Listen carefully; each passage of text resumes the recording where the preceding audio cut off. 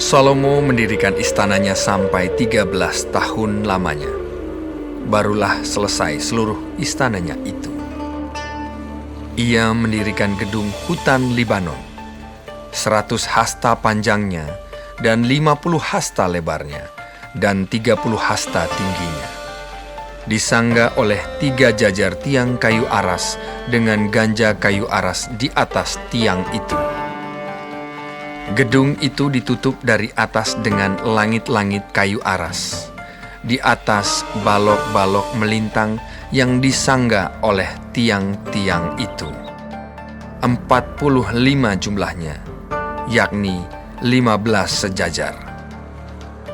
Ada pula 3 jajar jendela berbidai.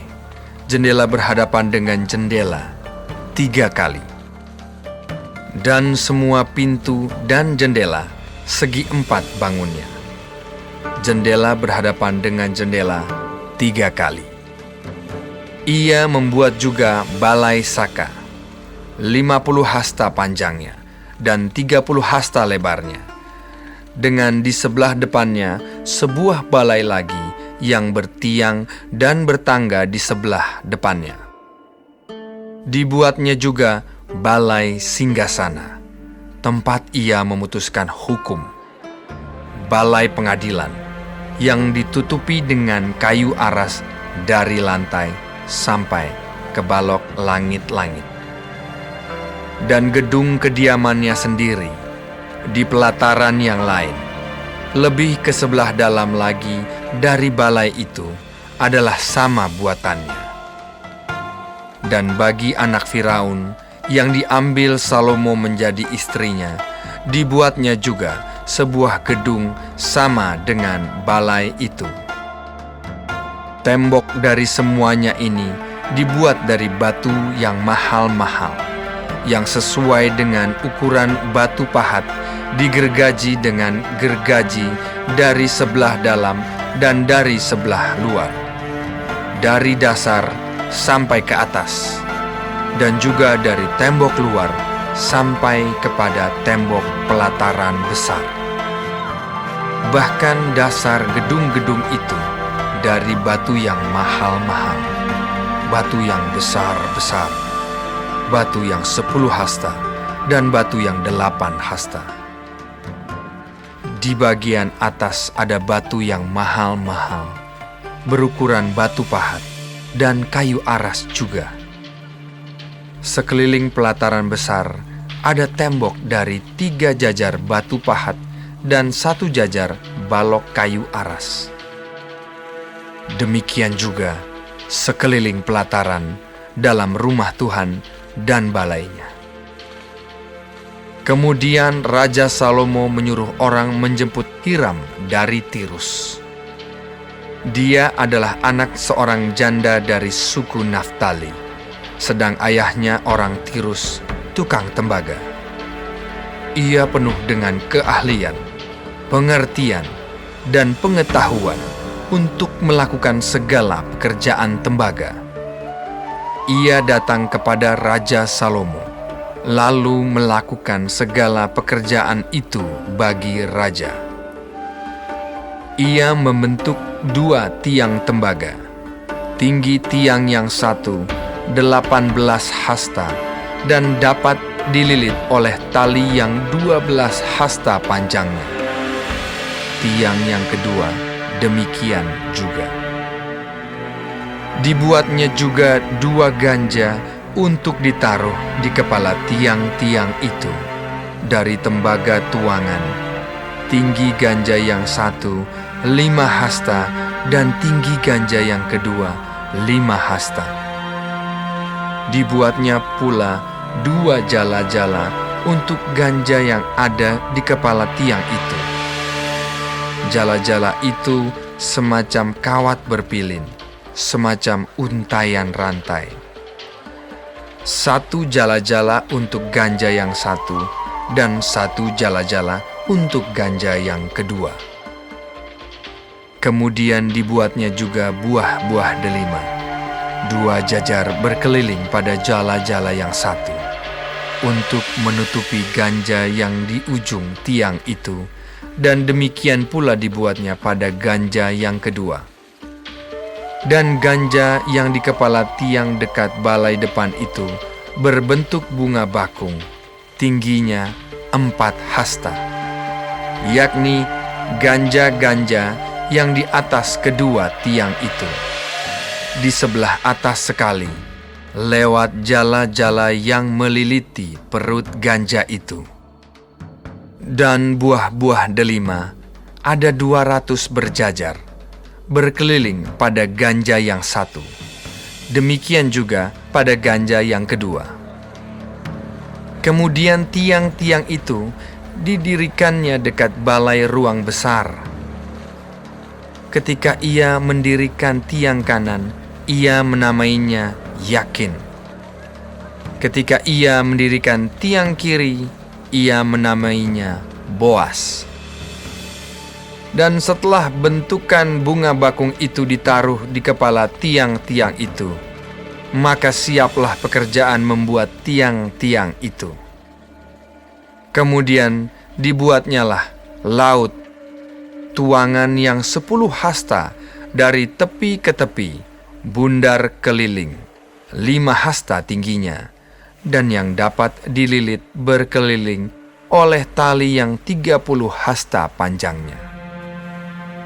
Dan di bawah tepinya ada gambar buah labu yang mengelilinginya sama sekali, 10 dalam sehasta, merangkum laut itu berkeliling. Labu itu 2 jajar, dituang setuangan dengan bejana itu.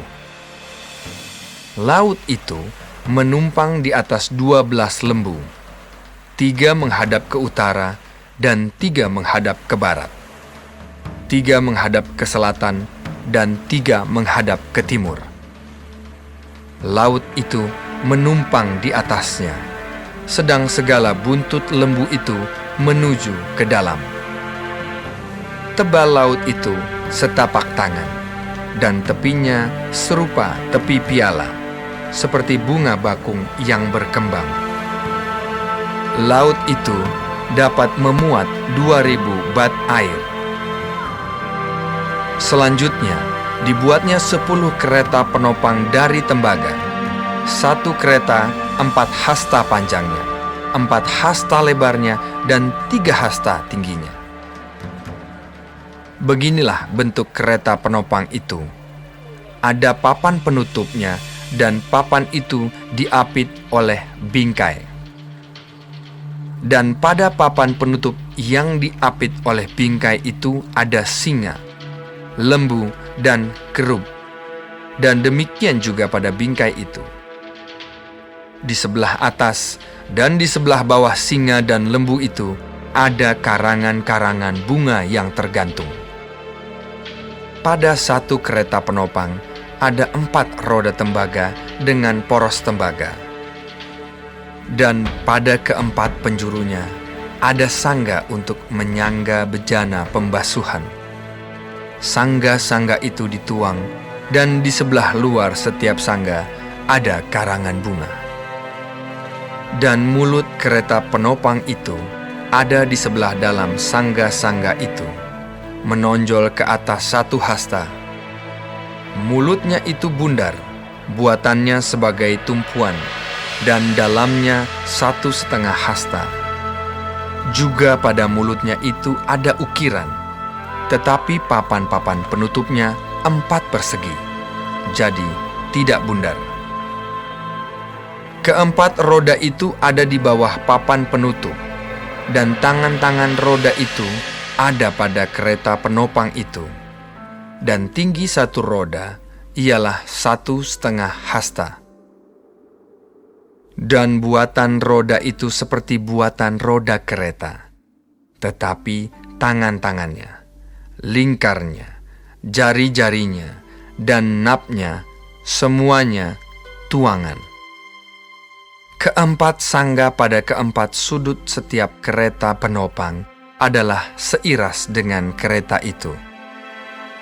Dan di sebelah atas kereta penopang itu ada leher bundar berkeliling, 1/2 hasta tingginya. Di sebelah atas kereta itu Ada pula topang-topang dan papan penutup yang seiras dengan dia. Maka pada muka topang-topangnya itu dan pada papan-papan penutupnya diukirkannyalah kerub, singa, dan pohon korma, masing-masing menurut tempat yang ada, dan karangan bunga sekeliling. Demikianlah dikerjakannya ke-10 kereta penopang itu. Tuangannya sama, ukurannya sama, dan potongannya sama semuanya. Lagi pula, dibuatnya 10 bejana pembasuhan dari tembaga. Setiap bejana dapat memuat 40 bat air. Setiap bejana 4 hasta besarnya, dan ada 1 bejana di atas setiap kereta dari ke-10 kereta penopang itu. 5 kereta penopang ditaruhnya pada sisi kanan rumah itu, dan 5 pada sisi kirinya. Tetapi laut itu ditaruhnya pada sisi kanan rumah itu, arah tenggara. Dan Hiram membuat juga kuali-kuali, penyodok-penyodok, dan bokor-bokor penyiraman. Demikianlah Hiram menyelesaikan segala pekerjaan yang harus dilakukannya bagi Raja Salomo di rumah Tuhan, yakni kedua tiang dengan kedua bulatan ganja yang di kepala tiang itu, dan kedua jala-jala yang menutup kedua bulatan ganja itu, 400 buah delima untuk kedua jala-jala itu, 2 jajar buah delima untuk 1 jala-jala, guna menutupi kedua bulatan ganja yang di atas tiang itu.